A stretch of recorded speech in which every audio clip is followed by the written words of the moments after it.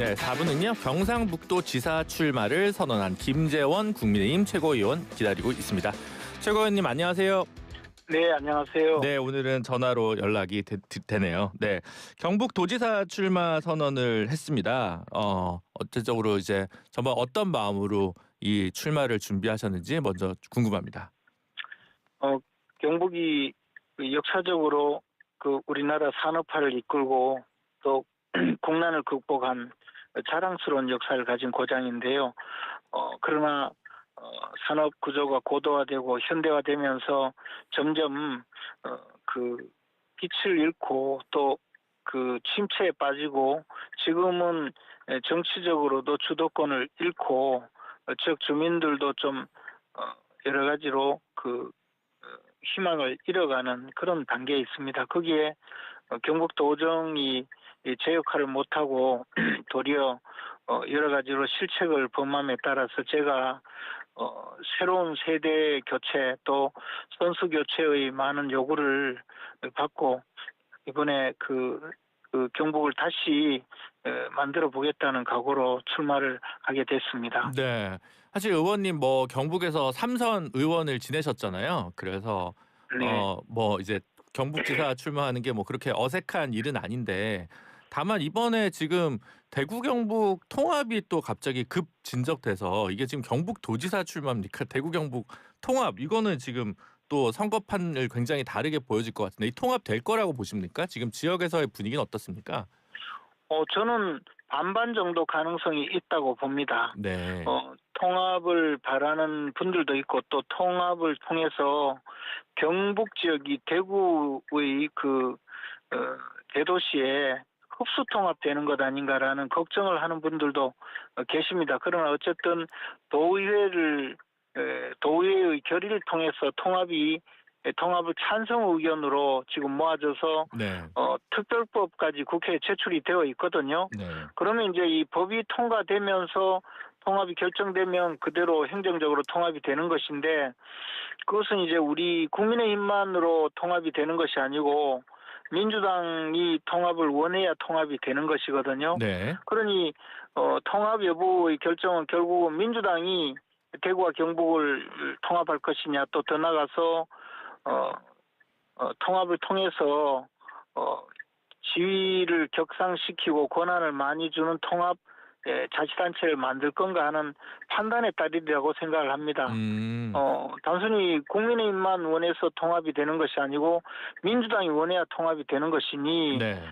저희들은 반반 정도의 가능성이 있다고 보여지고요. 네. 저는 개인적으로 경북지사 선거에 출마를 한 것이지만 대구 경북이 통합이 된다면 통합자치단체의 장으로서 당연히 선거에 임할 각오입니다. 한편으로는 제가 4년 전에 대구시장 선거에 출마를 했었거든요. 네. 그때 당시에도 과분한 그런 지지를 받았었는데 차제에 대구 경북이 합쳐진다면 통합 광역단체 장에 제가 적임자라고 생각을 하고 있고 또 많은 분들이 그런 판단을 해주실 것이라는 그런 확신을 갖고 선거에 나설 예정입니다. 네, 그렇군요.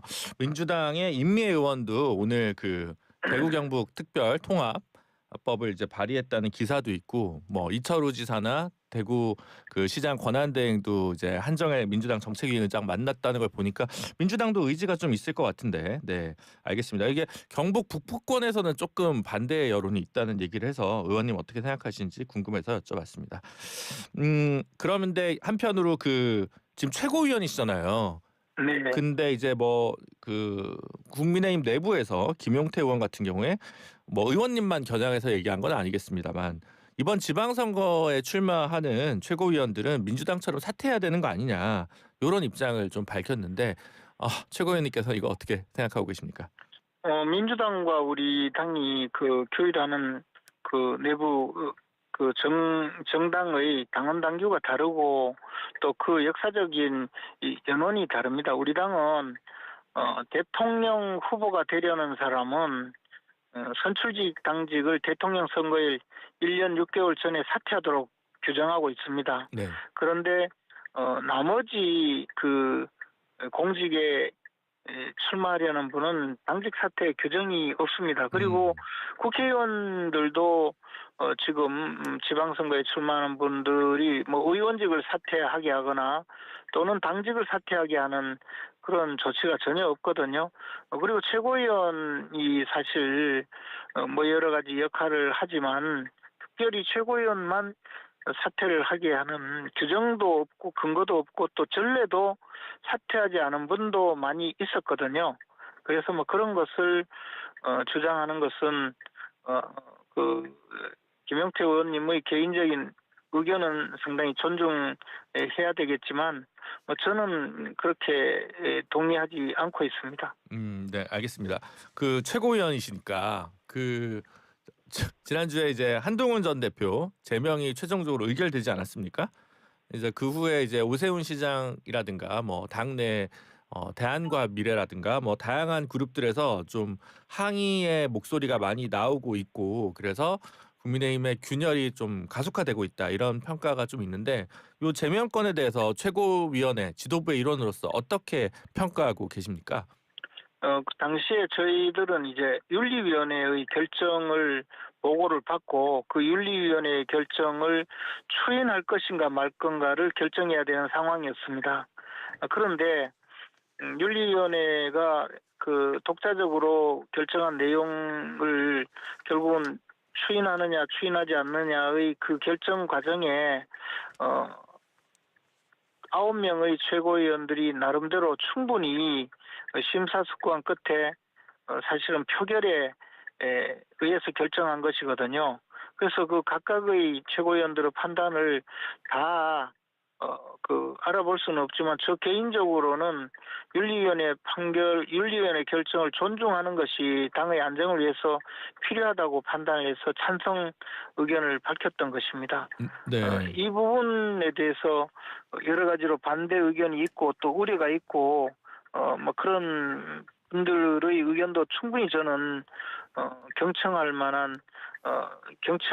필요가 있다고 생각을 합니다. 또 오세훈 시장님의 경우에는 지금 서울시장으로서 선거를 앞두고 그 지지율 격차라든가 또 당의 이 도움이 필요한 상황에서 도움을 좀 받지 못한다 이런 생각이 있으시고 그것을 근거로 해서 말씀하시는 것인데 우리가 지방선거를 잘 치르는 그 여러 가지 과업을 앞두고 오세훈 시장님의 말씀도 상당히 받아들여서 경청을 해야 하는 것은 마땅하다고 봅니다. 그런데 지금 최고위원을 비롯한 당대표까지 지도부가 어떤 잘못을 한 것이냐 지도부가 최고회의에서 그 제명을 처음부터 의결을 하고 결정을 한 것이 아니라 독립적인 당 기구의 결정이고 그 기구의 결정을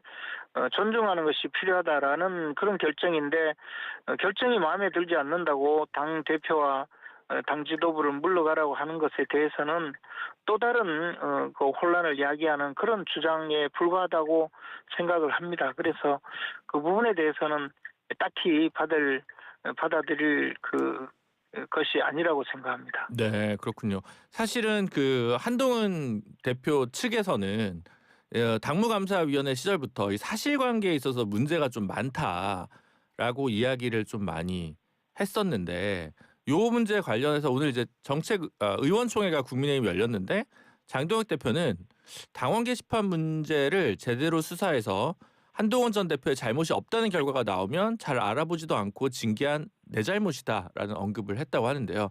최고위에서는 그러면 이 사건과 관련해서 뭐 시시비비 사실관계에 대해서는 따로 특별히 다루지는 않았다는 말씀이신가요? 아니 그렇지 않습니다. 그 당무감사위원회의 감사 결과에 대해서 저희들도 내용을 알고 있고요. 한동훈 전 대표가 조작되었다고 주장은 하는데 무엇이 조작되었다는 것인지에 대한 그런 주장이 이 사실과 많이 다른 면이 있습니다. 다만 굳이 한동훈 전 대표의 주장을 일일이 반박하지 않는 것은 우선 뭐 당내의 사정을 또 당내에서 자꾸 논란을 벌이고 싶지 않은 그런 측면이 있는 것이지, 한동훈 전 대표가 조작이 되었다고 하는 내용 자체가 한동훈이라는 이름의 당원이 게시판에 글을 쓴 것을 진영구로 표시했는데 이것은 조작이다, 이런 주장이고, 그러면서 한동훈 전 대표 스스로는 그 당원 게시판에 가입한 적이 없으니 조작이다라고 주장을 하고 있는데, 그러면 왜 같은 IP 주소에서 한동훈이란 이름의 당원이 그 당원 게시판에 글을 올리고 또 한동훈 전 대표의 가족들이 같은 IP 주소에서 또 글을 올리는가? 그러면 그 한동훈은 도대체 누구냐에 대해서 전혀 밝혀주지 않고 조작이라고만 하니, 아마 그 장동혁 대표가 그러면 경찰 수사를 받아서 도대체 이걸 누가 썼는지 한번 알아보자라고 그렇게 이야기한 것 아닌가 생각을 합니다. 저는 네. 수없이 조작이라고 하면서 정작 조작을 했으면 그러면 한동훈이란 이름의 가짜 계정을 사용한 사람이 누군지 밝히면 될 일인데 끝내 그것은 또 밝히지 않았거든요. 네. 그러니까 이런 당원 게시판에 게시한 글에 대해서 그 글 자체를 문제 삼는 것이 아니고 그동안에 여론을 왜곡해온 여러 가지 이 수단과 또 그에 이르는 전체 과정, 그리고 또 이번 당무감사위원회나 윤리위원회의 결정 과정에서 보여준 당내 혼란 상황 전체를 고려해서 그 추인을 하는 과정이 있었다고 저는 생각을 합니다. 알겠습니다. 근데 어쨌든 제가 마지막으로 요것만 여쭤볼게요. 그러니까 요 한동훈 대표 관련해서요. 그 최고위에서 최종적으로 결정을 했지 않습니까? 당무감사위, 윤리위 거쳐서 최고위에서 결정을 해서 당의 모든 절차적 어쨌든 절차는 다 밟았습니다. 형식적 절차는 다 밟았는데 여전히 논란이 되고 있는 상황에서 이미자 의원 같은 경우 이럴 거면 차라리 당원 투표로 이 장동혁 대표에 대한 재신임 여부를 묻자, 이렇게 해서 정면 돌파를 하는 게 어떠냐, 이런, 그러니까 이 옳든 그르든 당원들의 판단을 받아보자, 이런 제안도 있더라고요. 김재원 최고께서 이런 이미자 의원의 제안에 대해서는 어떻게 생각하십니까? 그런데 이제 물론 쉽게 생각하면 그런 주장을 할 수도 있는데요. 우리 당에서 당 지도부의 신임을 묻는 절차는 결국은 최고위원들이 그 당 지도부를 더 이상 신뢰하지 못하겠다 해서 그 5명의 최고위원 중에 4명 이상이 사퇴하는 경우에는 지도부가 붕괴되게 되어 있습니다.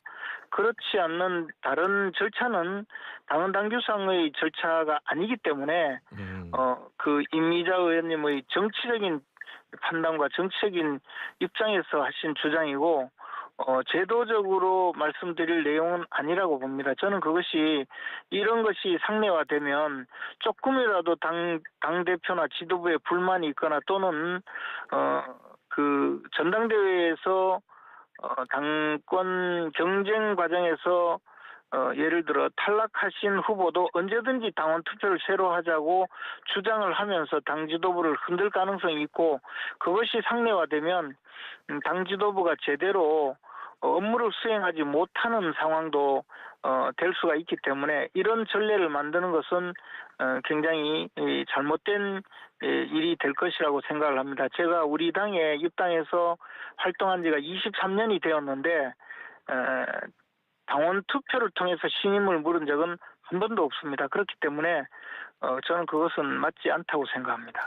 알겠습니다. 그럼에도 불구하고 이런 논란 때문인지 오늘 발표된 그 리얼미터 여론조사 에너지 경제신문 의뢰로 이루어진 건데요.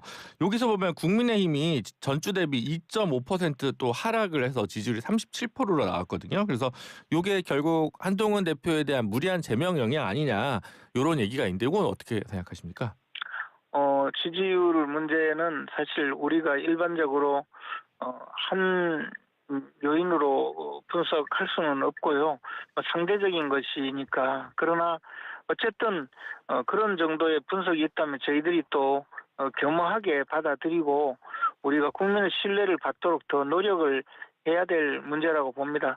과거 우리 당이 지지율이 떨어질 때는 항상 최근 한 2년가량의 문제는 한동훈 전 대표가 그 중심에 있었던 것이 사실입니다. 그래서 이 한동훈 전 대표가 제명을 당한 이후에 좀 당이 안정화될 수 있도록 이 문제가 빨리 해결이 되면 지지율이 좀 더 올라갈 것이라고 생각을 합니다. 그렇지 않고 알겠습니다. 이렇게 계속 논란을 벌이고 당을 공격하는 일이 있다면 아무래도 지지율은 좀 떨어질 수 있겠죠. 네, 알겠습니다. 아까 말씀드린 여론조사는요, 지난 29일, 30일 사이에 전국 18세 이상 유권자 1,005명을 대상으로 한 여론조사고요. ARS 형식으로 해줬고 자세한 내용은 중앙 여론조사 심의위원회 홈페이지에서 확인하실 수 있습니다. 그러면 이 어수선한 분위기를 추스릴 수 있는 최고위원님이 생각하시는 카드나 전략은 어떤 게 있을까요?